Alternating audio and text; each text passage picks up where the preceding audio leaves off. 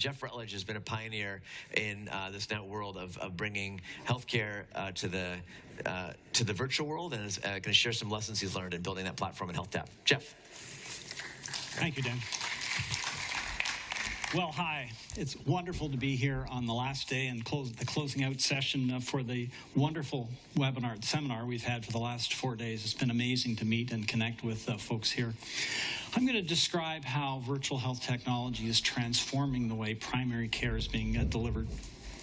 But I want to share a little bit about how I got to this point. I'm a physician. I'm an internist and an emergency physician. I've practiced and taught medicine in academic and community settings.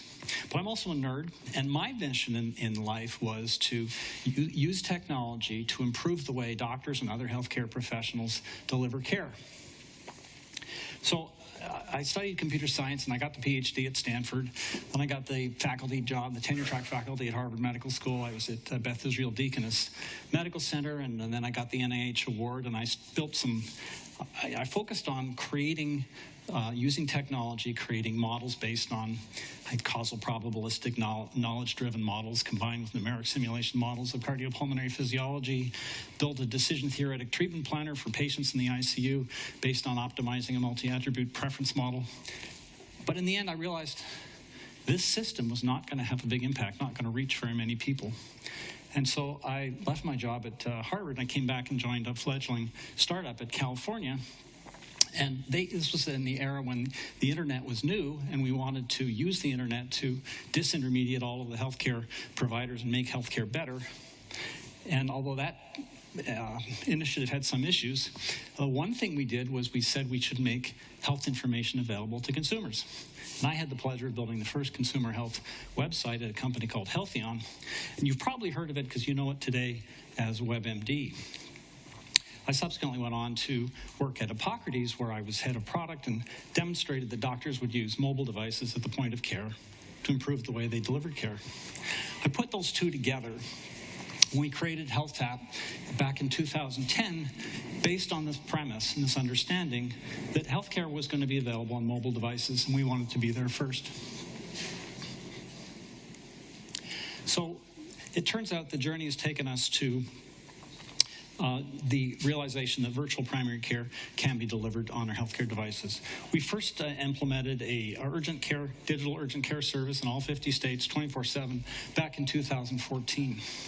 We had an interesting journey. We implemented that platform in many other ways. We did it in South Africa, we did it in New Zealand, we did it in England and Hong Kong, and we started in Australia, until we realized as a company that actually the value in virtual care was in virtual primary care. And what is it about primary care that is so important?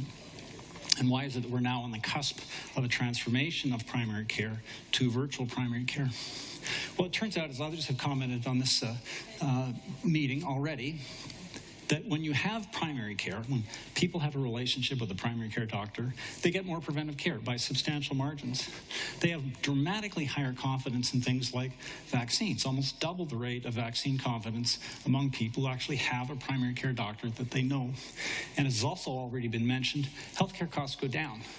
One study is really quite remarkable, looking at, for each primary care visit, what the annual change in healthcare cost is, and some studies show more than $700 for each visit. But if you look at the high-risk patients, it turns out that a single primary care visit reduces healthcare costs by more than $16,000. And of course, as we've also commented, people live longer when they have a primary care doctor. It's quite striking. In the rural or underserved areas where there aren't enough primary care doctors, had primary care at the same level as are found in urban centers, that people would live on average about a half a year longer, which is quite striking. A report published just yesterday by Fair Health, reported on Axios, indicated that something like a third of all people who get health care don't actually have a primary care physician. And although we have a specialist for every problem, the reality is that it's the primary care physician that supports and encourages preventive health and actually leads to significantly longer life. So given the value and obvious benefits of having primary care, we would be focusing on this a lot, of course, wouldn't we? Well, no, it turns out we're not enough. There's a shortage, and the AFP says that over the next 10 years, there could be up to 48,000 too few primary care physicians. We're simply not paying enough attention, and the rural areas are hardest hit. There are places, healthcare deserts, where you just can't get care. There aren't any primary care doctors or other healthcare professionals available. And as a result of not having enough, workloads rising, and doctors' lives are being focused on being pushed to more productivity. Higher productivity means less time with your patient.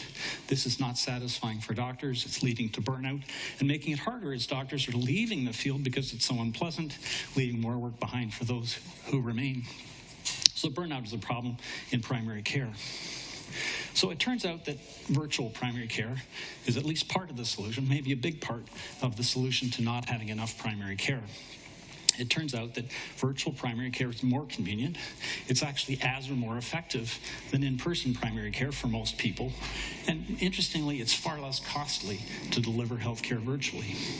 And of course, when you have virtual care, it's equally available in areas that currently don't have access to sufficient primary care. And the most exciting thing for me is to see that how much both doctors and patients love getting care virtually. Some of this is counterintuitive. It turns out, though, that virtual care has many measured benefits. It improves adherence and follow-up to care compared to traditional office-based care. The concerns that there would be excess numbers of prescriptions written virtually have turned out not to be true. People were worried it wouldn't work for seniors, but it does.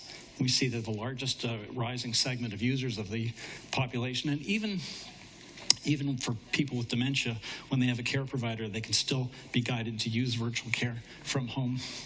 And again, the most important thing about virtual care is it actually leads to relationships of trust and caring. So virtual care is turning out to be just wonderful. And who are the doctors who are interested in doing this? It turns out that the doctors who most want to be the traditional doctors connecting with their patients and delivering longitudinal care over time with their patients are flocking to the service and finding it incredibly rewarding. Let me show you just one example. This is Dr. Koja Karu, one of the doctors on HealthTap. She's a well-trained internist. She's got 20 years of experience. She used to be a hospitalist. She's worked in ambulatory care settings. She lives in Las Vegas and needed a more flexible lifestyle. In particular, her parents who are aging live in Romania. And she wanted control of her lifestyle and the ability to actually travel and take care of her parents when she needed to. So she works with us, and whether she's at her home in Las Vegas or whether she's visiting her parents in Romania, her patients don't know the difference.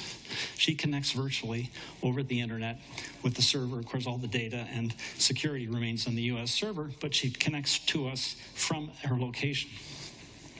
Interestingly, you can tell from what people say about her how much she enjoys giving healthcare, and the reviews are stunning. I would invite you to actually go to HealthTap and look up at her profile. You can see the most recent in order, and you see I'm not cherry-picking her reviews. They're all like this. It's just amazing. She was awesome. She's amazing. What a wonderful experience. Wow, she's amazing. She's treating me for multiple concerns. She's the best doctor I've ever had. She's treating me. It's remarkable to see what people say. I wanted to give you just a couple of examples to show you kinds of things that are actually happening in virtual care, which may be a surprise to some of you. These are cases I saw personally in my virtual primary care clinic. Here's a gentleman who showed up. He actually had already done an ultrasound of his leg. He's a contract worker, spends too much time sitting at a chair at home, developed pain and swelling in his leg, was concerned. He actually got an ultrasound and a D-dimer to measure the degree of clotting in his blood, and both were off the charts. The ultrasound, I appreciate, difficult to see here, but it shows clot in an enlarged popliteal vein. So I was able to start him initially on an oral anticoagulant, and he got better very quickly and was quite grateful to the process. He had no insurance, no access to care. He was afraid to go to the ER, and he had a problem that could have killed him. But as a result of getting appropriate therapy right away, he did very well. Here's another example that may surprise some and follows on our discussion about the care of diabetes. Jorge is a 44-year-old Hispanic gentleman who works as a driver for Grubhub. He lives in the Central Valley, has no health insurance, and quite modest means. He knew he had type 2 diabetes. He'd previously been placed on metformin and glyburide, and he knew he was worse. He felt bad. He was peeing a lot, hungry, dry mouth, fatigue. And he knew he had a problem. He was afraid. He didn't have enough money, couldn't see a doctor. So his partner convinced him to do a consult, and I met him on HealthTap. And after connecting with him and describing what was happening, generated enough trust that he was willing to start on insulin. And so we did this virtually via video. He got them supplies, and I taught him how to draw up and then self-administer insulin, and then managed his dose over the next few weeks. On HealthTap, once you connect with the doctor, you can send them text messages, so you can have free, unlimited texting between the doctor and a patient.